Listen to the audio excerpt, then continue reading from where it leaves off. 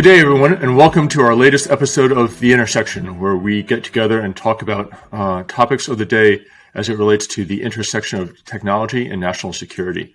We're joined today by Eli Dorado, who is an economist, regulatory hacker, and senior research fellow at the Center for Growth and Opportunity at Utah State University. Prior to joining the CGO, Eli was the first policy hire at a supersonic aviation startup. Before that, he was a senior research fellow at the Mercatus Center at George Mason University and director of its technology policy program. Eli, thanks for joining us at the Intersection today. Well, thanks for having me, Steve. This is going to be fun. So, first off, maybe Eli, can you tell us a little bit more about your background and how you end up as an economist and regulatory hacker? I love that expression, regulatory hacker. So, tell us how you end up where you are. Sure. Yeah. I think, when I was in my 20s, I had this misguided idea that I wanted to be an economics professor. And so I went down that road and got my PhD, got started on my PhD in economics at George Mason University, which was a great place to do it. But somewhere along the path was like, I sort of realized like, oh no, this is not actually what I want to do with my life, is, like sort of like writing papers that only push the sort of the state of the art so far, which is kind of what's valued in academia, and so sort of as basically a way of procrastinating on my dissertation and so on like that. And really just started writing online about technology and economics and the related policy issues. And while I was doing that, just sort of blogging, sort of in my spare time, sort of caught the attention of some people at the Mercatus Center, and got brought on board as a research fellow there to work in the technology policy program. And liked it so much, I decided, this is for me. This is the right direction I want to go in my career. And a couple of years later, when the head of the department left, they made me the head, and sort of that gave me options, an opportunity to shape that program and to change a little bit the direction of that program. And I really decided to focus and double down on like growth in the issues related to the world of atoms rather than the world of bits. So really started to think a lot about, we have this, when people think about tech in Washington, they think of, Facebook, not, supersonic aircraft, right? And so I decided to sort of invert that and say, well, like I want to focus my research on how do we enable technology in the physical world. And so, I did that for a while, including on supersonic flight. I wrote a paper in 2016 on the barriers to bringing back supersonics over land. Eventually got hired on at Boom Supersonic as the first policy hire and head of comms, and spent a few years there. Sort of like leading engagement with Congress, the White House, FAA, ICAO, European regulators, and so on. So did that for a while, and then a few years later, time seemed right to kind of go back into the nonprofit world and do what I was doing before. So landed at the Center for Growth and Opportunity, which has been fabulous. And I basically work very in a very focused way on finding out, what technologies could, be transformative in terms of their impact on quality of life and on economic growth, and figuring out how to unblock them from a policy level. So that's what my day to day is these days. That's great, Eli. So you first caught my attention at the beginning of this year and the last year when you posted a blog post called Notes on Technology in the 2020s, in which you looked at where you think the key technology trends are going over the next 10 years. And it was retweeted, 7 times in my Twitter feed by people like Mark Andreessen and others. So, clearly you hit a key message that was important to everybody. Tell me what prompted you to make that blog post, and were you surprised at the reaction that you got in the Twitter sphere from it?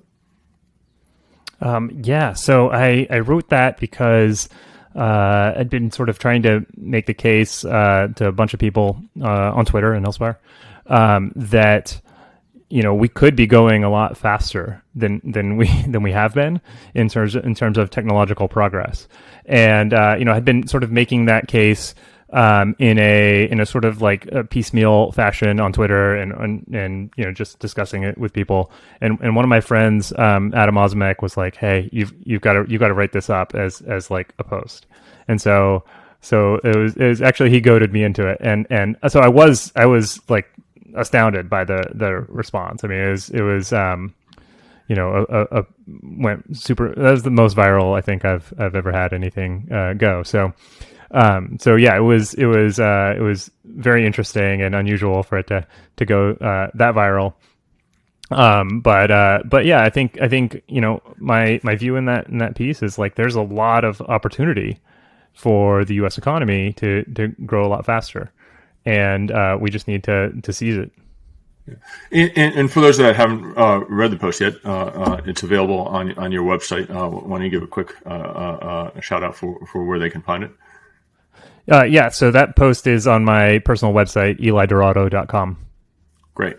And summarize quickly, what are some of the key areas of technology innovation you think we as a government entity should be supporting to drive economic growth? Well, I think that like probably the number one thing that's moving really fast is biotech. I mean, we saw it with the mRNA vaccines, with our response to the pandemic. When we want to go fast in biotech, we can. The science itself, the fundamental science, is proceeding really, really rapidly, and what's been lagging is the commercialization. So biotech is probably the number one area. In addition, I think it's things like energy technology and transportation and more broadly, like stuff in the physical world that's important. Yeah, and one of the points that I think you make is that it's your fondest wish to see GDP per capita reach $200,000 by 2050. Explain to the audience why that's important, and why that's the right metric to focus on. Well, so there's a bunch of metrics all related to GDP per capita that you could care about, or you might think about. Like GDP is just like the output of the whole economy. Higher GDP per capita would mean that we're wealthier. Each of us is wealthier than we are today, which would be great. I think you could think about GDP per capita as just a metric of quality of life, and so it's valuable on its own terms. I think also from a national security perspective, more total GDP is correlated with winning wars. So that's important for national security. Like just having a big wealthy economy is important for winning wars. You might, there's some caveats about whether that's total wars versus proxy wars, and whether it's total GDP or manufacturing ability. But more output is better from a national security perspective. When GDP, I think another underrated perspective on this is that when GDP per capita is growing, not even when it's high, but when it's growing, politics becomes more stable. So we've seen sort of stagnation over the last 20 years, and you've had politics in the U.S. has been crazy. So more stability that you could get, if everybody's life is getting better year after year, I think is also really valuable. And I think there's another related metric that I focus on a lot, which is called total factor productivity. And that's, that's basically, like GDP, but it abstracts away a number of questions about, how hard are people working longer hours, or are more people entering the workforce, or what is the, abstracting away from capital issues, like what is the savings rate and so on. And just looking at, if you have a certain fixed basket of inputs, what is, what kind of, how much output can you derive from those basket of inputs, right? And so that's the number that ultimately I think we need to tweak if we want to have really high GDP per capita. And unfortunately, it's been sort of growing a lot more slowly since about the early 1970s, and especially since about 2005 or so. Yeah, and one of the things that's being talked about a lot within the national security conversations in Washington, D.C. these days is that we're entering into a new stage of nation-state competition where China is sort of our pure competitor, if you will. And if you look at what China is doing, they're pursuing a path of sort of sieve mill fusion, right? Which is they're not thinking about this as there's a competition with the United States in the military and there's competition with the U.S. about who's got the world's strongest economy. They look at the combination of the two and the fusion of the two as a way to project power or project strength across the world here. And so that's why I think what you're working on is so interesting is if we want to maintain our preeminent position as sort of the most powerful nation around the world, which I think is good because we are pursuing a policy or a goal of democratic values and norms versus China pursuing a path of autocratic policy and norms. The strength of the U.S. economy is inexorably interwoven into the strength of our military and national security position. Would you agree with that? And from that, do you see China doing anything from sort of economic policy development to pursue that the U.S. should be paying attention to? So I totally agree with that. And China is paying a lot of attention to what they consider critical industries, like things like semiconductors and aviation and aerospace stuff, space, and so on. And they see these as like critical to being able to be autonomous and not dependent on the U.S. or the West, and to be to get ready for, and if there were to be a conflict, that they would be in well positioned to win it, right? And they're focusing. We could talk about defense platforms as well, right? They're much more focused on being able to deny access to, say, the South China Sea, and we're building like these large military platforms that are more suited for the wars of the past. Yes. So I think that they see it all as bound together and are very serious about becoming, if not the dominant, a very strong, globally secure superpower. Agreed completely. So let's dive into some of the areas of technology that you identified. It was interesting that you brought up biotechnology first. I think there's a senior official in China that was quoted as saying, Europe won the Industrial Revolution, the United States won the Information Technology Revolution. We, China, want to win the biology revolution. That we think is going to be the key, revolution of the 21st century. So, from your perspective, dig in a little deeper about what are the key technology evolutions in the biotechnology area that we as a country should be focused on, both for the way it will strengthen our economy, but also the way that economic strength will help us from a national security perspective. Well, I'm really struck by the fact that so many of the recent breakthroughs have to do with proteins. So mRNA vaccines, right? What they do is essentially they sort of use our cellular infrastructure to produce arbitrary proteins, whatever protein is encoded in the vaccine, and so in the case of the coronavirus vaccines, it's a coronavirus spike protein that's produced. So that that's one protein related breakthrough, and then another one was the protein folding breakthrough that was announced at the end of last year. The DeepMind lab, that's a subsidiary of Google or of Alphabet. They basically cracked to a really high degree of accuracy the problem of how to predict the 3D shape of a protein based on its linear definition. Right. And if you put, kind of combine that with things like CRISPR, which is, editing genes, which, genes produce proteins again, right? So we're kind of in a golden era of protein related breakthroughs, right? Like to the point where you could imagine in the future we can sort of design arbitrary proteins, and that ability to engage in protein design, I think, could unlock basically almost total control over all of biology, because most of what biology is proteins. Like the other stuff is just there as fuel or as structure or something like that. But the proteins actually does the actual stuff of living. So really understanding that is a breakthrough. And I think, in terms of how we apply it, I think that the most exciting. Go ahead. Keep going.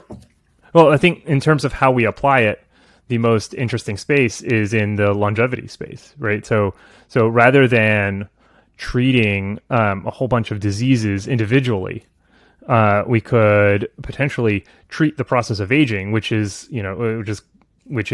something that gives rise to a whole lot of diseases: cancer, heart disease, diabetes, dementia. All of those different things they correlate with sort of biological aging.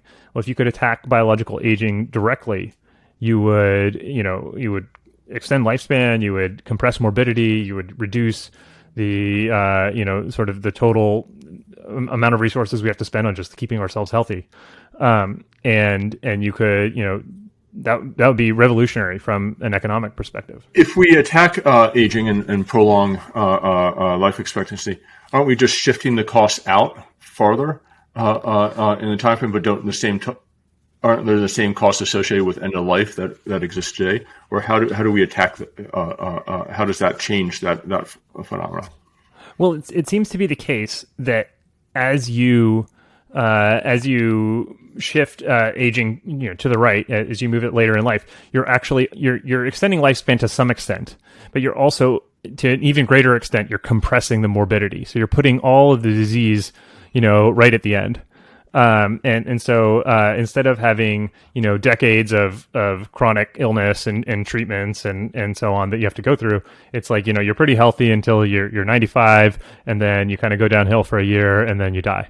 And so spending a lot less time in that sort of really sick state, or sort of chronically ill state, that could be a lot cheaper than a few decades of managed care. Okay. Then, as a regulatory hacker, I'd be curious on your perspective here. One of the things that I read is that the Moderna and the Pfizer vaccines were developed very quickly, and that the whole, the vast majority of the span of time from their development to actually being delivered into use was the whole regulatory process that they had to go through to get approved. Do you have thoughts on sort of what things can be done to sort of attack the sort of regulatory process that to shorten the timelines between invention or discovery and deployment of these great biological breakthroughs? Well, yeah, I think it's hard to talk about medicines without reflecting on the fact that drugs have to be approved in advance, like fully. Usually under normal circumstances, they're fully tested and fully proven safe and effective from the get-go. And so that's a huge barrier.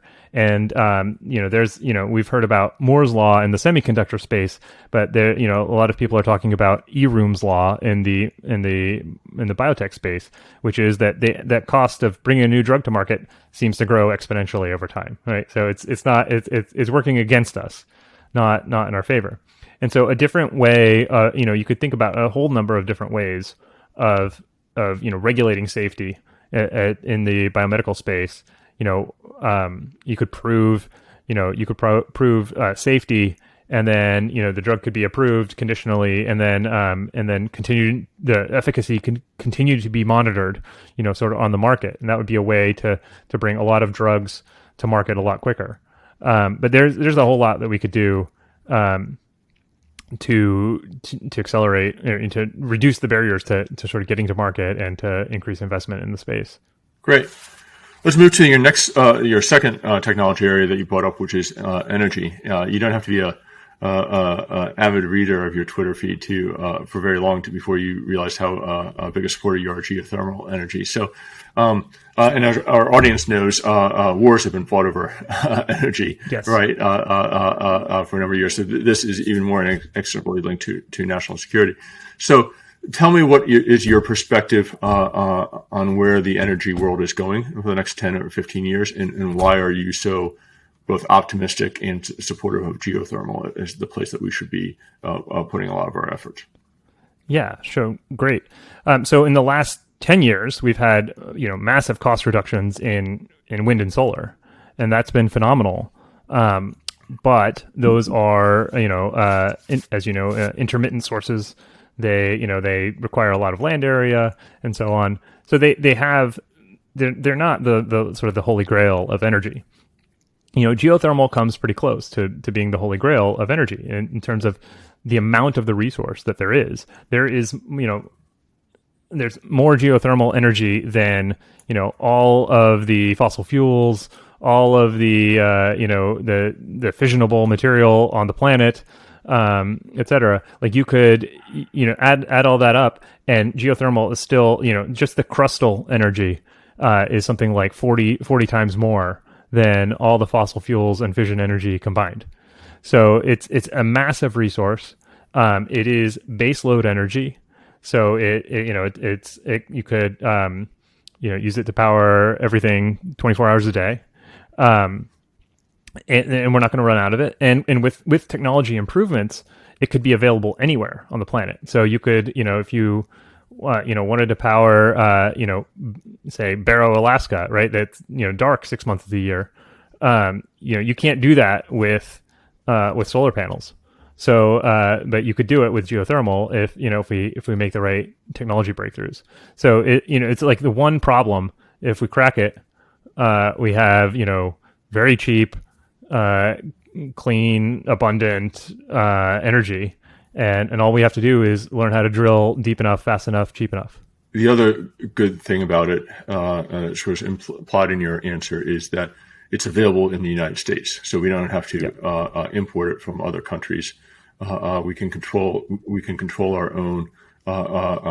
We can supply our own energy needs, which is an important element to being a stable and safe country. So that's obviously very desirable as well.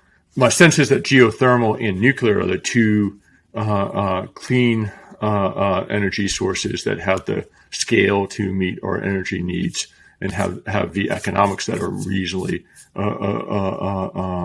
doable for our needs as well. But the challenge with nuclear is there's a lot of regulatory issues associated with it. Does geothermal have some of the same regulatory issues associated with that, and what's the state of the world there? Geothermal doesn't have like really the sort of the safety or the non-proliferation issues that nuclear has. It does have there are some like permitting obstacles, right? So getting especially the best places the lowest hanging fruit for geothermal is on federal lands. Because federal lands happen to overlap, out west with a lot of the best areas for geothermal. And operating on federal lands means you have to go through, a bunch of permitting processes, permitting to explore, then permitting to develop, and so on. And each of those federal decisions to grant a permit, requires an environmental analysis. And those environmental reviews can take years. So it's not the same kind of regulatory obstacle that nuclear has, where you have an entire agency that's sort of devoted to closely regulating it and limiting it. But it is so I think it's not a showstopper, the permitting obstacles, but it is slowing it down. And if we fixed it, we could go a lot faster. Another area that you oftentimes post about is space and aviation. And as you know, our country, national security, relies a lot on collection platforms in space or on airborne platforms. What trends do you see happening over the next 10 years in those sort of related industries? Well, the story in space, I think, is about Starship. Starship. I think people still hasn't dropped on people just how revolutionary SpaceX's Starship vehicle is going to be. It's basically going to be the biggest Explain rocket for the audience again what Starship is. Sure. Starship is basically sorry to interrupt, but yeah. Starship is a 150 ton payload to low Earth orbit rocket, the biggest one ever developed. It's fully reusable, built out of cheap manufacturable materials, designed to be manufactured at scale. It's uses liquid methane fuels, which are cheap.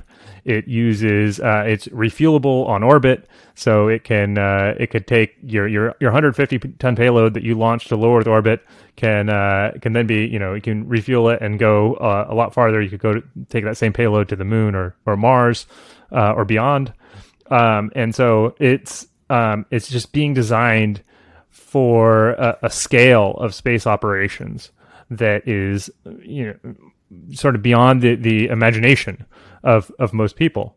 Like a Falcon 9 rocket today in a reusable configuration will take payload to orbit for something like $2,500 a ton, or $2,500 a kilogram, to orbit. And SpaceX is saying, or Elon Musk is saying, that Starship, at scale, operating, sort of rapid reusability, you could get to something like $10 a kilogram. So like a 250x cost reduction in the cost of payload to low Earth orbit. I mean, that is transformative, and it's going to enable us to completely change the way we do development in space. Going to orbit becomes like going to Europe. It becomes really cheap. And in terms of what kinds of space vehicles you can launch, you don't have to design with expensive solid state materials and mechanisms. You can use mechanical mechanisms that have a chance of breaking, and that you could just, if it goes wrong, you just fly something else up and replace it, because it's not that expensive anymore. So I think Starship is going to be absolutely transformative for the space industry, and so we need to plan for that, right? It's a transformative capability, and we need to take advantage of it to the maximum extent possible. Mm-hmm. Right. And then another area that you wrote about in your blog post was custom chips. That was a trend that was going to happen over the next 10 years. Microelectronics is obviously very important to our national security. All those microelectronics are manufactured and developed in Taiwan and other parts of Asia right now. So that's an area of concern for all of us. Tell me why you're focused on the custom chip side of this. Well, if you think about the history of computing, right? You had individual transistors, and then you had integrated circuits. And then, so the thing that makes sense as the continuation of that trend is just put everything on, all aspects of a computer on or many aspects of a computer on the same chip, right? And we're seeing companies like Apple do that with their new M1, chips that power some of their newer laptops and other computers, and they're just getting rave reviews because they're just so much faster than what was available before. And you're seeing, companies like Tesla for their autopilot systems, their sort of most advanced autopilot self-driving computers. Whether or not they're actually self-driving yet is a different question. But the computational back end of that is being manufactured as a single chip, and that is that yields many efficiencies. And we're seeing also in machine learning the design of specialized, wafer-sized machine learning chips that enable much better machine learning model training. And so you put that all together, I think it's pretty clear the way the industry is going to go is you're going to basically, if you want to play in any sort of computationally intensive space, or any sort of space where you need a very high performance to energy use ratio, right? You're going to want your own custom computer on a chip, system on a chip that that does what you need. And so I think, and in terms of being able to manufacture that, the U.S. is behind. I think, as you said, this is all mostly manufactured in Asia, and we need to probably redevelop that capability in the United States. Absolutely, and the Endless Frontiers Act, which Congress recently passed, is I think going to be a big step forward to our attempts there. One last topic here on the technology side, cryptocurrency. I think you're a Bitcoin supporter and fan. Tell me why you're bullish on that. And then the next topic as relates to that is, have you paid attention to what China's doing in that space? Because they're making some strategic moves in that area that I think we can talk about. But first, just in general, why are you bullish on Bitcoin? Well, so I'm not bullish on Bitcoin. I do like cryptocurrencies in general, but I think Bitcoin is itself, right, is too static, it's not, doesn't have very many features. And so I've been following Ethereum a lot more, and there's a bunch of other projects out there that are trying to be Ethereum killers, and maybe they're interesting as well. But I think like Bitcoin is like a landline telephone, and like I'd rather have that. If I didn't have anything, I'd rather have that than nothing. But then if you compare that to like a late model iPhone, right? Like you'd much rather have the more features that are available in other cryptocurrencies. More and more, I'm envisioning the financial system of the future as being sort of banks or fintech companies on the front end, but then using the sort of a system like Ethereum or one of its successors as rails on the back end, right? So you can have a financial system that is that's open, that is efficient, that settles trades quickly, that is able to do atomic swaps of various assets, that allows for a lot of innovation, and you can have it be a completely open, decentralized system that is open to the entire free world, right? And so, to me, that's a really compelling vision that we could have, and I think I think sort of the fundamental enabler of that is smart contract technology, which is being developed on blockchains like Ethereum and others. And so I think the question is, we're still a long way from that, and the question is, how do we improve the usability of these systems, the scalability of these systems? Like that's the hard part right now, and when we get there, you could have really a big improvement over today's financial system. So cryptocurrencies in general, and certainly anything built on blockchain, are decentralized open systems, to use some of the phrases that you used in your previous answer.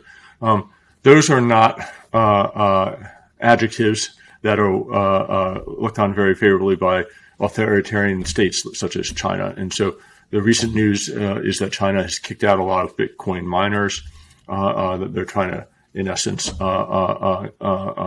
Bitcoin out of their country. And they're instead backing a centralized digital currency that would be state controlled by them and that would obviously feed into their whole surveillance state infrastructure that they're building over there. What's your take on what China's doing? And can a nation state really exert any true control and influence on any of these cryptocurrencies? Or will the openness and the decentralization of Bitcoin or Ethereum or any other blockchain-based currency ultimately win out over a centralized state-based digital currency? Great question. So China is, as always, it's a little bit of an enigma to understand what's really going on there. But I think they're interesting because, at the level of Xi Jinping, right? They've been talking about smart contracts and about the learning, China, it's a priority for them to understand this technology and move it forward And they've been experimenting with a digital yuan that can only be spent for certain goods, right? So something like a food stamps, but that's sort of this digital currency that they're playing with. And I think you're absolutely right. They want to use it for surveillance, for control, etc. The kicking out of the miners, Bitcoin, that I don't know that exactly what signal that sends. Like that doesn't. I think that they could just be thinking that they don't. On one hand, it seems like one possible interpretation of that is that they don't think mining specifically is a valuable industry for them to be involved in terms of the amount of resources that it uses, off their electrical grid and so on.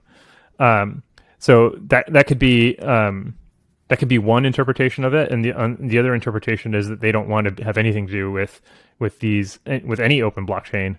I don't think that is correct. I think they want to keep tabs on the open blockchains as well. So we'll see if they actually shut down the other aspects of cryptocurrency.